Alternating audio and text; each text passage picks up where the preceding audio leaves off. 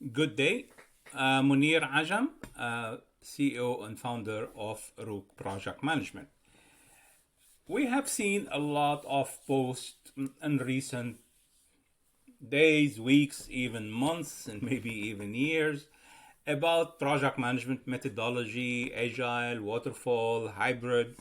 Recently, we've been hearing a lot of hybrid and comment about the hybrid methodology.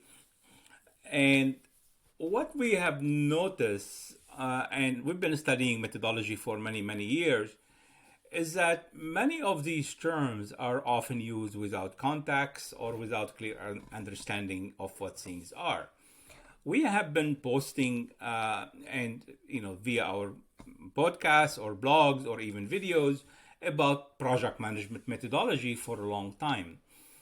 We have published videos about the six components of a project management methodology. What do we think a project methodology should include?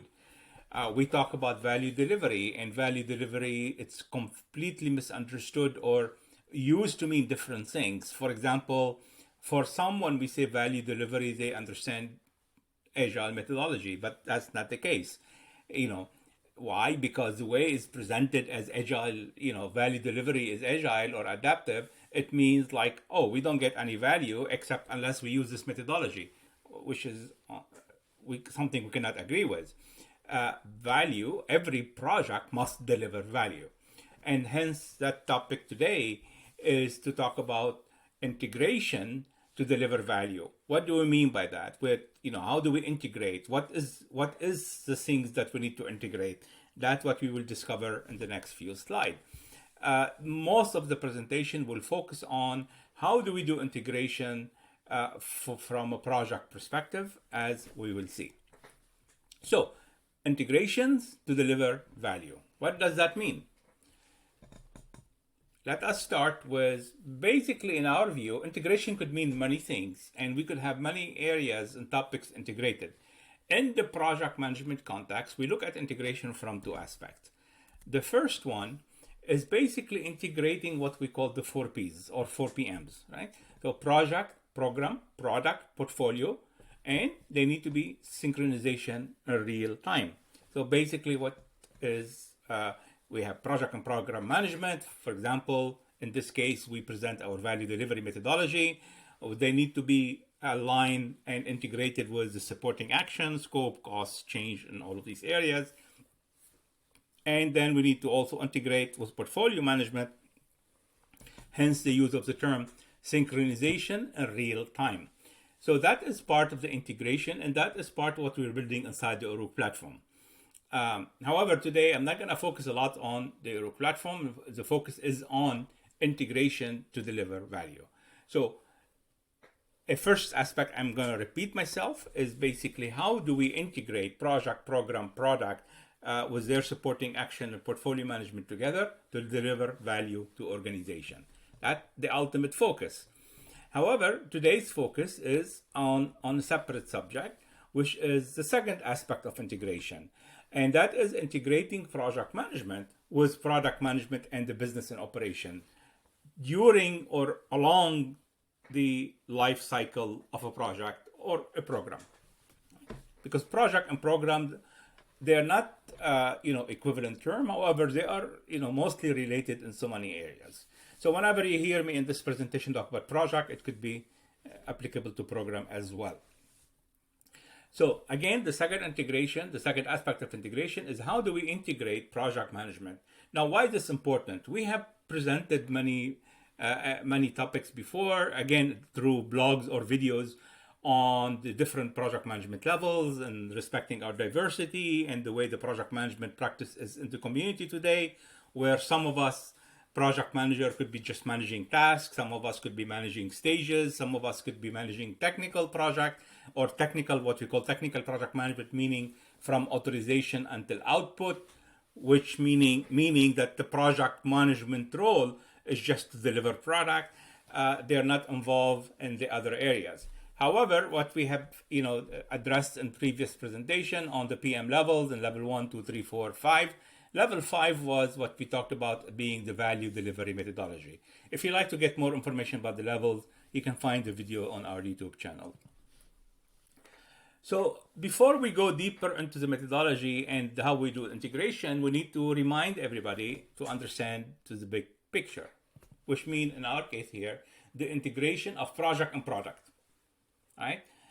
So a product, as many of us will understand, we're talking about product from the perspective of project management, not consumer product, a water bottle, or anything like that. Is more or less is the product as it relates to a product that the business would launch through project. So a product in our context could be a software. The Uruk platform is an example. A facility, a hospital, a business solution. It could be anything, right? So a product of the project. A product typically has a life cycle. I think most product today, when we talk about product management, there is a product life cycle, which is often quite related to the idea of what the asset useful life, which means, the product in this case, we are using the term asset and product, and could be interchangeable in here. So basically, what is the product useful life?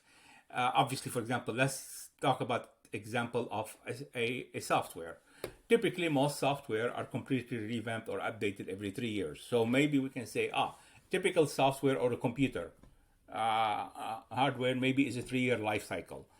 Obviously, that's not set in stone, but roughly speaking, every 3 years, for example, a technical product will probably go through some major revamp, and maybe every year is going some enhancement, but a major update to the product might be every 3 years. Cars, for example, manufacturer 5 to 7 years usually. Building facilities usually 20, 25, or 30 years.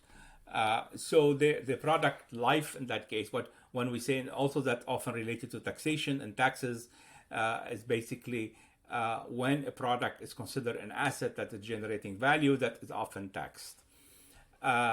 We can go quite deep into this, but I think the point is taken.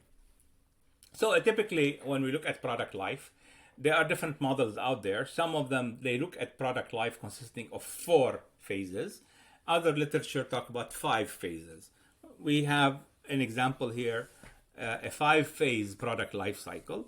And usually for a new product, Uruk platform, as an example, as a product we are building ourselves, you go through the acquisition part, which means buying or building the product. Then once that product is ready, it goes to market, it starts to go through some growth, and it gets to the point where it achieves what many call it a maturity stage. That means the product is well established in the market.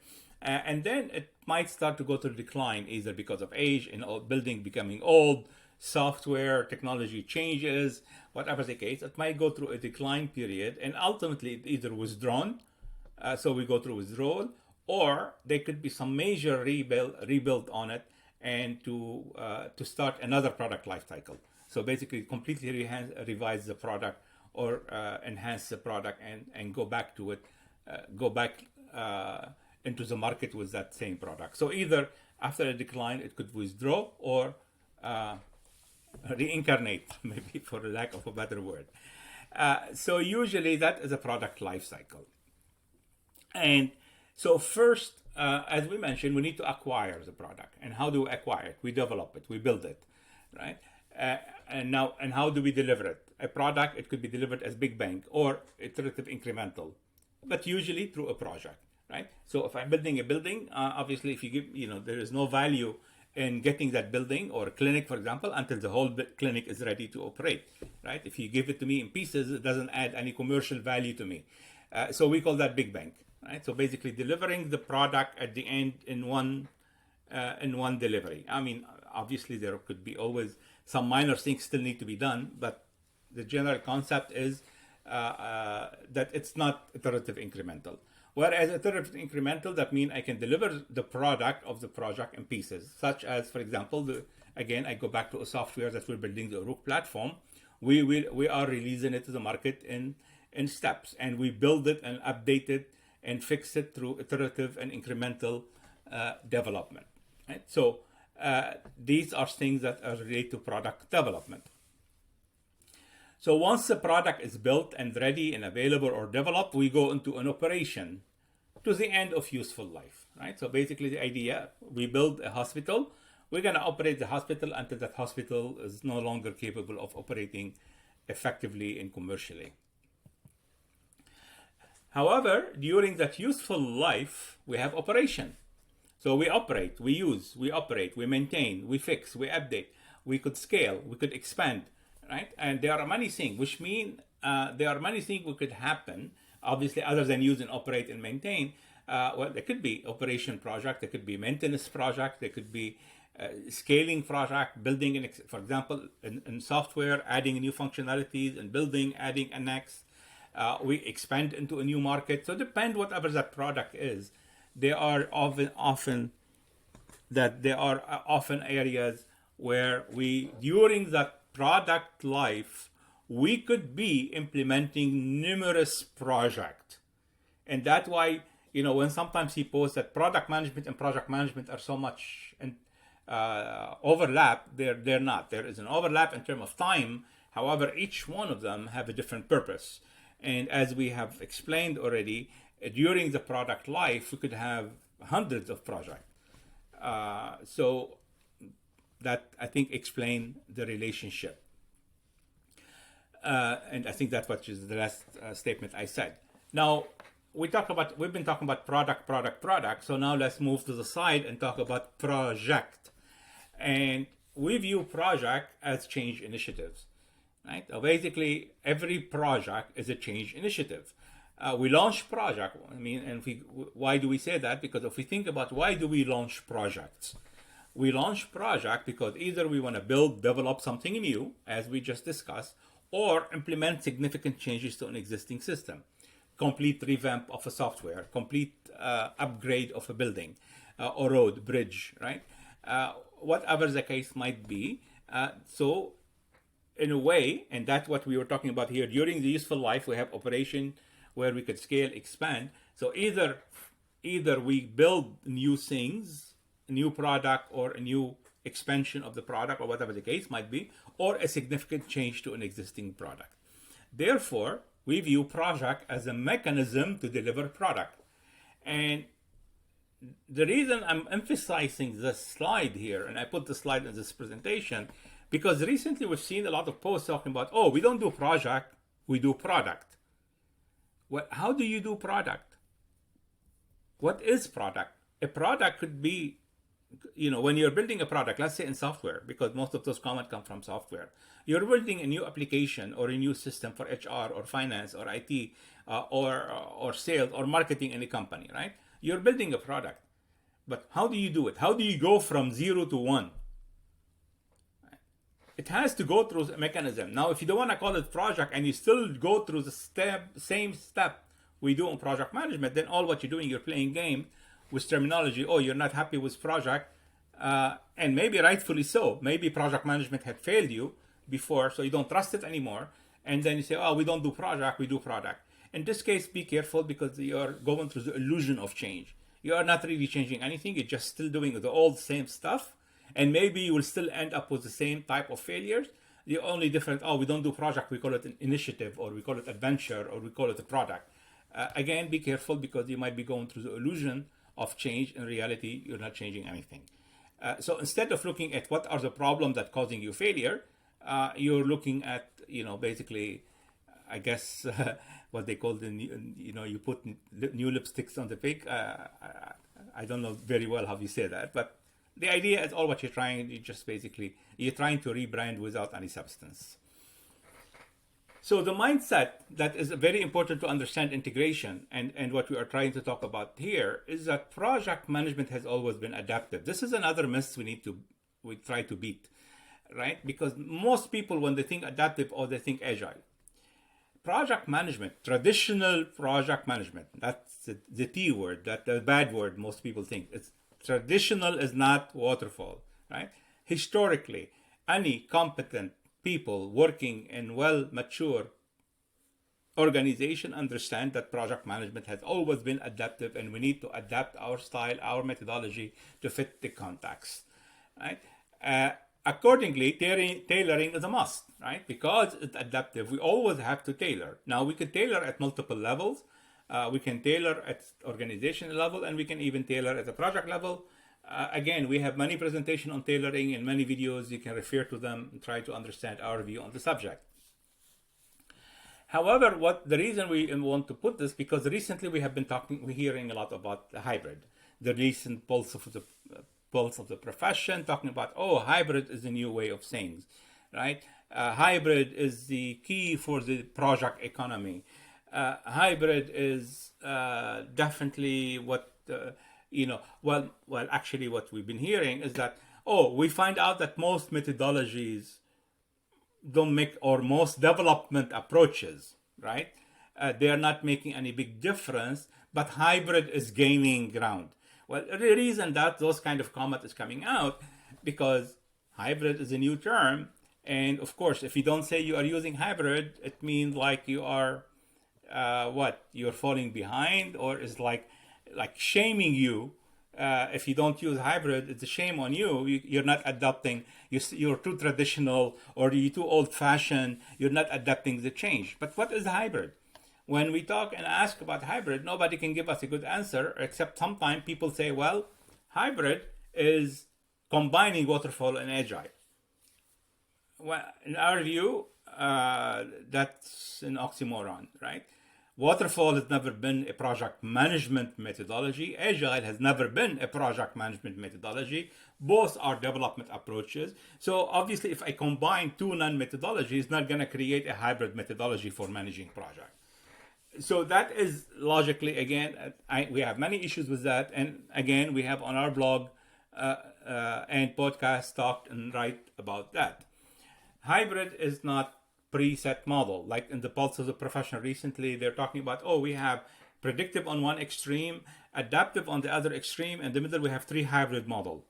Obviously, and then when we start to ask questions, that's not that only as an example.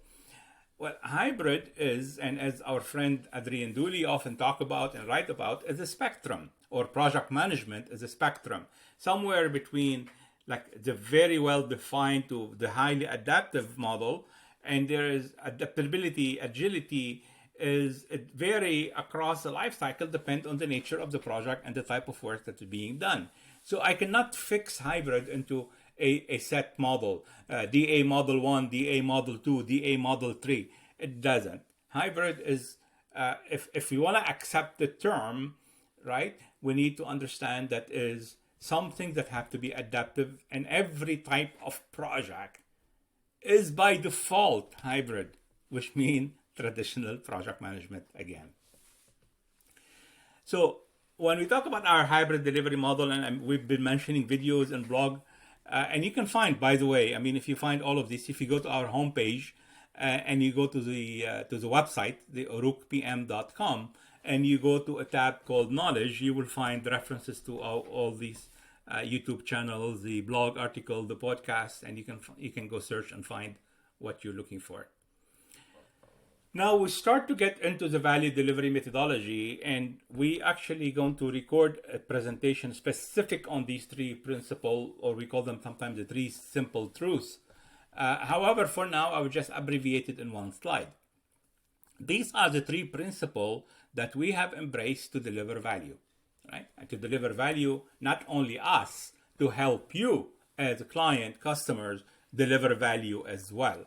And that's what we are building. These are the principles that we accepted and use and we embrace in building the Uruk platform, again, to help us deliver value to you and for you to deliver value to your shareholder and investors and stakeholders.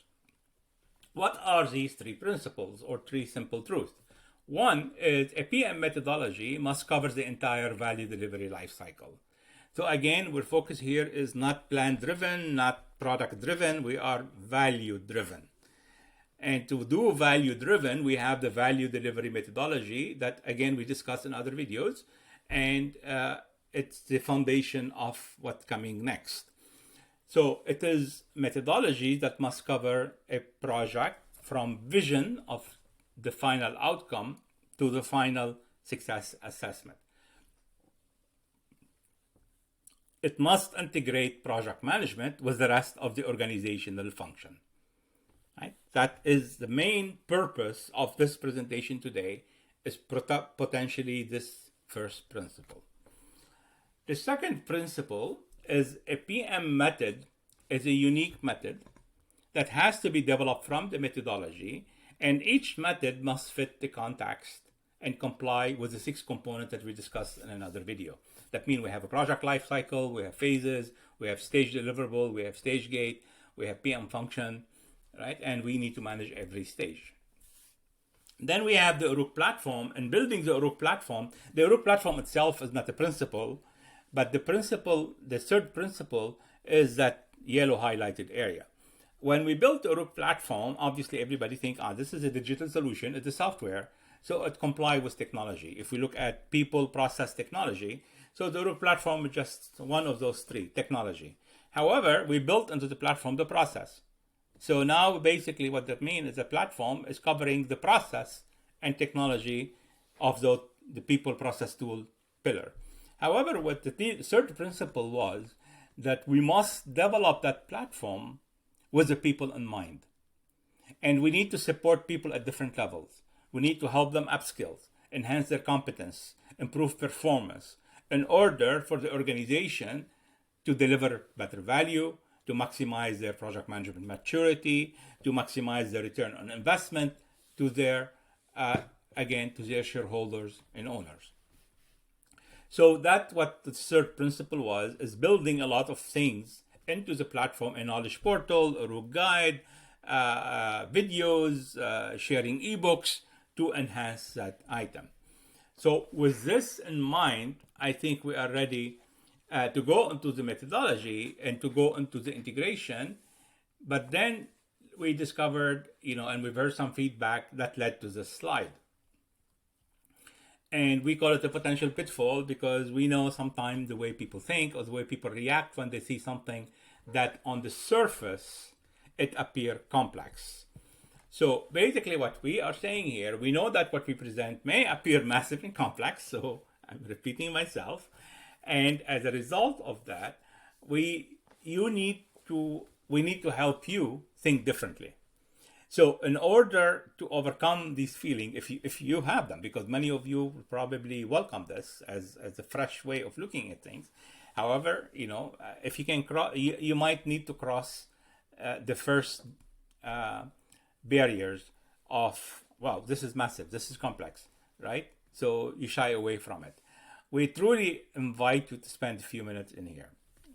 Okay, so whenever you see something big, just think tailoring, customizing, adapting, scaling, configuring, bespoke, right? All these words. Why? Because if you work on tiny project, you might not need all of that. But if you work on some project with some substantial content or some moderate complexity or even large and complex project, you definitely need these things. So remember, again, this model is more to highlight the option, the possibilities. And then what you do is that based on your project, when you are building your method, remember when you're building your method, this bullet, the second bullet here, that the method has to be unique method developed from the methodology to fit the context. Then of course you can adjust based on that need. Another thing, remember, this is an organizational solution. That means this is not something you or the project manager or a team member, everything, you're going to carry a mountain, basically. No, we don't need to carry the mountain. Maybe we need to climb a mountain, but when we climb a mountain, we often climb in teams, in groups, not a single one, right? It will be crazy if we climb a mountain on our own. So we have to basically to climb that mountain. That means we need to have an organization, we need to have a team, we need to have different people with different interests and different level of experience, right? So same thing on project. We need to have the different levels. That's why we need to have the integration. The problem today, we have all of that, yet we still have project failures. Why? Because we are today live in a world where project management and project delivery and value delivery is totally fragmented. There are a lot of silos. There are a lot of different people working on different areas. We have not done, not we, everybody, in general, we have not done a very good job in integrating every aspect. And as a result, we still see a high degree of project failures. And that's where we need to start to, again, going from, well, we don't do project, we do initiative or adventure or product, as I mentioned earlier. That's an illusion. That we are running away from finding the root cause of the problem and fixing them, right? So what we're saying here, you need to get back to reality and identify what the root cause of the problem and fix them, instead of just putting different labels on them. So it requires, obviously, a methodology. A project requires numerous people and not limited to a PM or project sponsor. So as you read and understand and follow me in the next, as I go through the next slide, try to wearing the hat of a given topic. So you think, you might be a project guy, but stop back and don't think only from the project perspective. Think, I need to also think from the business perspective, or I need to also think from the product perspective. This kind of technique might help you understand what to come. Again, think integration across division, breaking those silos, and along the organizational layers, the hierarchy, right? From working level to the higher level. So let me try to do my best to explain the value delivery methodology as a key for integrating project management with the business operation and product management. Our value delivery methodology, which is based on CAMP that we started to develop back in 2007, include, obviously we have phases, and we have what is the focus of that phase, and usually we do that through stages. However, for now, let me just show it like this. If you work in technical project management, and what I mean by technical, I don't mean IT. I mean, if you work on project where you are only involved with the project after a charter or after authorization, then you are not involved in this. And unfortunately, a lot of literature on project management guide and standard ignore that component. And we think this is crucial, and that's where the success and failure of the project is predetermined in this area. This is why we believe it must be part of the project and the value delivery lifecycle. So the first phase is discovery. Now, what happened in this phase is concept, business case, justification, feasibility, framing. You can have different name for that, right? Some people call it front-end loading zero. Again, it doesn't matter what you call it. This is the area where we are trying to identify, or at least maybe we already identify the problem or the opportunity that we want to pursue, try to clarify it, try to justify it, and of course, conduct a feasibility study. Now, this is the first. I need to mention tailoring here. I show this as one box, a discovery and the item. On some project, that the focus could be subdivided into 2 or 3 sub-stages, whereas on tiny small project, discovery could be just one stage, and we do all of these items that we put here in that stage. So here is one of the tailoring, is that I'm showing just one block, but it could be many. Next, after we do discovery, we go into what we call the development phase of the project, where we define requirement, maybe the project management plan, the detailed plan, preliminary engineering. There are many other things happen, again, depend on what industry you are. Once again, in terms of tailoring, if you are working on tiny project, all of that could be done in one stage. You combine all of these things together. On larger projects, this could be 2, 3, or 4 stages happening in here. So now, why do we subdivide into stages? Because it might make it easier to control and manage piece by piece. Then we have the delivery. Some people call it execution, but it's really more than that. And here we have implementation, we have operation readiness, we have handover, we have completion, we have, again, many other things. And once again, in tiny project, this could be one stage. On medium to large or even small project, we could have many stages here. And now you notice that the different color in this case, because technically speaking, in most organizations, the project organization, the project team, is dismantled or demobilized at the end of that bluish zone, right? And here we move into a different mode that is operation and operation validation, success, future, whatever the case might be. In other words, if we go back to earlier slide on product versus project, by the end of the delivery chevron here, by the end of that is technically it means we have acquired the product, right? The product acquisition phase is complete, and now we go into the other phases of the product lifecycle, such as growth, maturity, and maybe ultimately decline and withdrawal. All of those future phases that could be on a building, could be 25 years, is shrunk and summarized right now in this just one green box at the end, right? Operation, that we call it operation, for lack of an alternative word. But usually, as you know, organizations do one or two things. They do operation, the routine, ongoing operation, and then of course project. So the green in this case is to show the difference. Okay, now here the integration part. This is the core of this presentation. If we think about the project and what are we integrating, right? I mean, on the top, on the blue, the top area here, we show the life cycle of a typical product, starting with the project life cycle and then ultimately going into operation.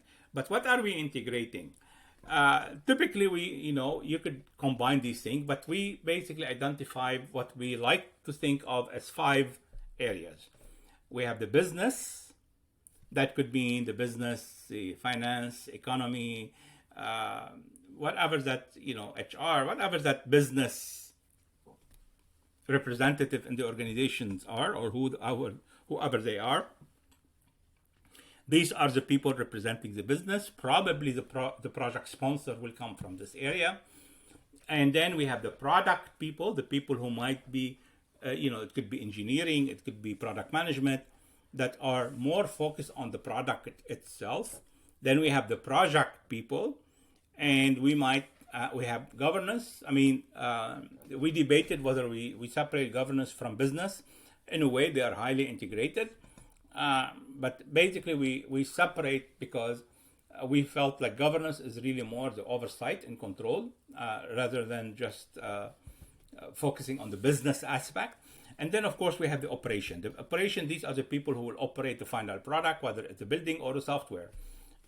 Technical support, maintenance, whatever the case might be. So if we look at this matrix right now, with the rows being the area, the business area, or organizational area, and the columns are a phase of the project. So what happened, for example, and for the business people? Well, in the discovery phase, usually the business people are involved in the business case. They are the one who might be doing the market analysis, identifying the need for the project, identifying the need for the business, and do the justification, and they draft the business case. Right? Now, obviously, this is not necessarily true for everybody, but this is more of a highly likely model. So during discovery, their role is really to define the business case. Once the project is initially approved and we go to the development phase, then they'll probably be involved in any business requirement. Now, we often talk about requirement as requirement. It's like one size fits all. No, there are different requirements on project. There are project requirement, there are product requirement, there are technical requirement, there are business requirement. So here, the business side, they will need to define whatever requirement they might have. And once that's done, most likely during the rest of the development phase and even delivery all the way to completion, their role will become more of a support and maybe monitor. Just in case there are some new trend or something that need to be, that could lead to generating changes. But primarily their role is to support and monitor. Now, I'm not going to go into the last column yet. Then if we look at the product, from the product, as we do the business case, remember, the business case is about the opportunity or the problem we want to solve. The concept, the product, the vision is basically, okay, to solve that problem or to capture that opportunity, what do we need to do as a project? Right? So we separate that. They could be combined, right? And in the Uruk platform, they might be combined in one deliverable. However, we want to look at them differently. One is justification for the initiative. right? I want to go into a new market, right? The product will tell us. So the business case will tell us what we want to do and why, whereas the product will tell us, okay, how are we going to do it? We're gonna have open a new shop in a new city, right? Those kind of things. So there will be a specific product that the project will have to deliver to help us achieve the business objective. So product and business in this case are integrated. Again, when we go to the development phase, here we might have technical and functional requirement that relate to the product.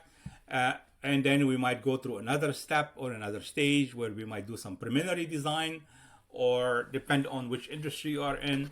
It could be called the backlog or a preliminary design or front-end engineering. There are different names depending on what type of business you are in. And then in terms of product, once we go next, we go into product design and development. Obviously, we need to develop the product. And notice that this is not in the project stream, right? It's separate, it's here. Because the product design and development, these are the technical people who will be designing the product and building the product, whether we use Big Bang or iterative incremental. And ultimately, at the end, we reach where we could have final acceptance. Now, combining these two streams together, what could happen next in the future, right? Now, this is post-completion. You need to think, remember, end of blue is completion of the project. What will happen next? Well, the business people, the product people need to come together, probably with operation that you will see later, and need to basically to understand and validate that the product or solution that we develop actually delivered the anticipated benefit. Right? This is related to project success as well, which we will discuss below. Okay, so that is a big chunk that should happen sometime after completion. Now, depend on the nature of the project, could be weeks, months, or even years after completion. Right? We may not be able to do full assessment, for example, profitability, return on investment, until maybe a few years down the road. Right? We expect that this product will give us break even in 5 years, and in 7 years going to give us 20% return on investment. Then I cannot assess that until we reach that point. So that's definitely here what will happen. Now, remember, now we are into the product management, into the product itself. We've done that. Let's say we've done this, or it's ongoing. And then there will always be the questions, what's next? From a business perspective, what's next? We open a store, let's say in a new city, it works well. Oh, let's open another. Or let's go explore to another city. So from a business perspective, there might be some decision about what to do next. And also from products, what to do next. Oh, maybe the product is going well, but we have some bottlenecks. Or maybe we need some areas are not functioning very well. We need to fix or upgrade, right? So here we are looking at it from a technical product specific orientation. So that explained the first two part. And remember, every 3 minutes I use the word integration, right? We need to integrate.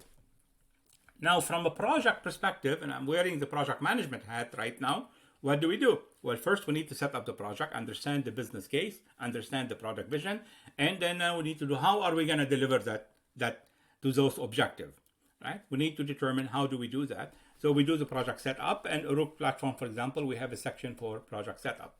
Once that's done, and notice I'm showing one line here: manage and control across the stages and manage every stage.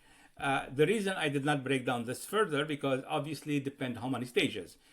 As I mentioned, in small micro project, we could have maybe one stage in discovery, one stage in development, and maybe 1 or 2 stages in delivery. In large complex project, I could have 2 stages, 3 stages, 5 stages. So to avoid these multiple scenarios, what we are saying here is that every stage we need to manage and control across the stages. That's what we call in the platform, Uruk platform, PLC management. And then we need to manage each stage, and that's what we call in the Uruk platform as stage management, until we reach completion.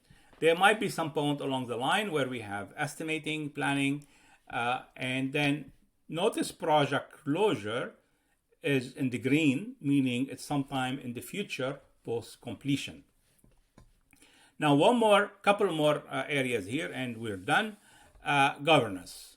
And remember, we separate governance because we felt like we need to look at governance as an independent entity.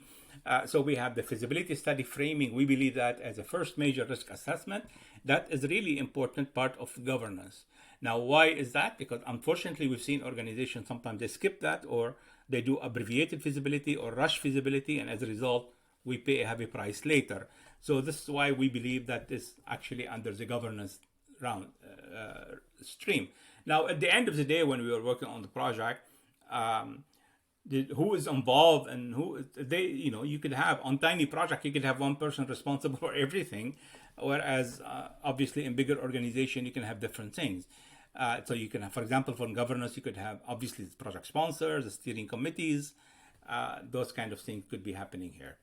And then once we go into the development work, basically governance role become about leading, sponsoring, change management, performance management, monitoring, those kind of areas that could be happening, and ultimately lead to final success assessment. And notice here we have like 1 and 2 pop up here. This is because we follow the 4-dimensional project success. The first dimension, it will be done before completion with the final acceptance. And the project completion here will be able to do what we call the project management success. But then in the green, we have the final one. There are 2 success dimensions we cannot do until after completion. Finally, operation. Operation role usually in the early stages is more of a support and providing input. They are not leading, but they are definitely they must have a direct input. Unfortunately, they are often ignored. And as a result of that, we end up again with a lot of changes later and potentially impact the project success or the project performance. So we must include operation input and support from the beginning. Now, depend on the nature of the project. During the development phase, we might start to do some operation planning. But what is critical is that to do operational readiness while we are building the product, we should be working on operational readiness, and then maybe even go through an initial operation period. Obviously, once we go into operation, what we do, operation and maintenance, and again, we ask the question, what's next, right? There might be some areas, and that goes back to the product. There might be some areas that is not operating well. We might need to do some redesign or upgrade or replacement. Those things could be triggered from operation. So what's next technically could be in every box almost, right? But it mostly in the business and the product and operation, because these are the ones who could trigger changes in the future to change the product or to change the business or to upgrade or maybe even shut down if something is not working well. And as a couple more things while we're still on the slide, just highlight what are the interface points. Typically, at the end of discovery, we do what we call the initial authorization, and that's not final approval. That's why your final approval and final funding happen typically at the end of development phase. Again, I'm using the word typically because in some industries they could be different, but this is quite common. And some people will call here the FID, final investment decision. And then at the end of delivery, we have project completion, not closure, completion. Remember, closure is down below and further in the future. And usually between operation readiness and initial operation, we have handover, as you can see down below. Now, one more, initial operation. This is more like an interface. Remember, I keep saying integration across everywhere, but just something more specific. Initial operation often is a mandatory to get to a point where we can do the final acceptance, right? So this has become like an input relationship, cause and effect, right? So I need to go through some initial operation before I can finalize acceptance or have final acceptance. And obviously final success assessment help us determine to validate that the product solution delivered the anticipated benefit, and final success assessment will trigger the project closure, right? So the last animation is integration. Again, I've been saying that throughout the whole presentation about integration. It's just a reminder that the integration has to be across all of these areas.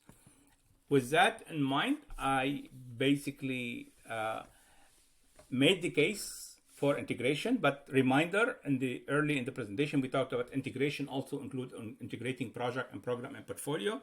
That is something that maybe for the Uruk platform, we can discuss in a separate or we have discussed some of that earlier in other presentation and videos and blogs. Today, we just basically wanted to focus on the product, project, operation, business integration, and how that looked like on a real life example of the value delivery methodology. With this, we thank you and we wish you success today, tomorrow, and always.